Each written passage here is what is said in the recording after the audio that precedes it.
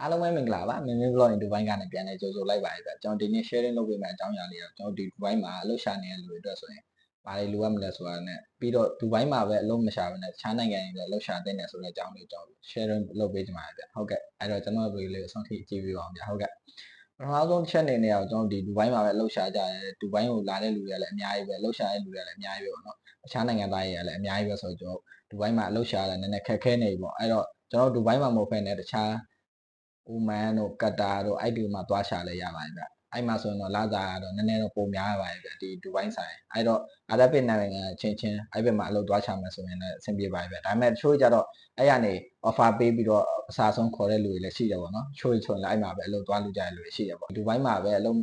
ရှာနေရတဲ့တခြားနိုင်ငံတွေလည်းအလုပ်ကလေးရှာပေါ့နော်ဒီဒူဘိုင်းမှာလည်းရှာပေါ့အဲဆိုဒူဘိုင်းမှာလည်းခုနောက်ပိုင်းပြောင်းလဲထားတဲ့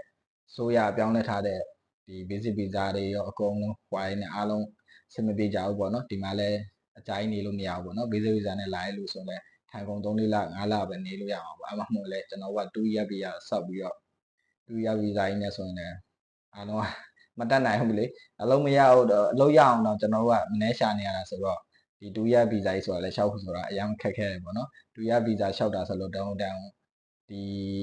ဒီဘိုင်းမှာနေပြီးတော့ကိုယ်ပိုင်စီးပွားရေးလေးလုပ်တယ်အဲ့လိုမျိုးပေါ့ခန်းလေးငှားစားရလူပဲဖြစ်ဖြစ်ငွေလွှဲငွေထုတ်အေဂျင့်ပုံစံမျိုးတွေလို့အဲ့လိုလူတွေပဲဒါ2 year visa ရှောက်ပြီးတော့နေကြတာပေါ့နော်အဲ့တော့ကျွန်တော်တို့ကဒီဒူဘိုင်းမှာပဲရေရှည်နေဖို့မဖြစ်နိုင်ဘူးကြအဲ့တော့ကျွန်တော်တို့ဒီတခြားနိုင်ငံတွေမှာလည်းအလုပ်လျှောက်ကြည့်ပေါ့နော်ဒီ online ရော link တွေအောင်တခြားနိုင်ငံတွေကခေါ်ရဲဆိုရင်လည်းတခြားစစ်ဆေးပြီးတော့ကြည့်ပြီးတော့ဒါအလုပ်ကလေးလျှောက်ပြီးတော့ကျွန်တော်တခြားနိုင်ငံမှာလည်းအလုပ်လျှောက်ဖို့ဒါပြောချင်ပါတယ်ဗျဟုတ်ကဲ့ဗျဒီကျွန်တော်ဒီဒူဘိုင်းမှာပဲဆိုရင်လည်းလှုပ်ရှားရတဲ့လူအများများနေတော့အဆင်မပြေဘူးပေါ့နော်ခုနောက်ပိုင်းဆိုရင်လှုပ်ရှားရတဲ့လူအများခက်ခဲတယ်ပေါ့နော်အဲ့တော့ကျွန်တော်ဒီဒူဘိုင်းမှာပဲအလုပ်မရှာဘဲနဲ့တခြားနိုင်ငံလေးလည်းရှာသေးချင်ပါတယ်ဗျဒါလေးကိုကျွန်တော်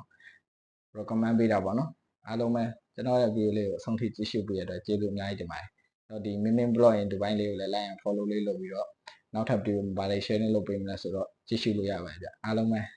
ကျေးဇူးအများကြီးတင်ပါတယ်ဗျ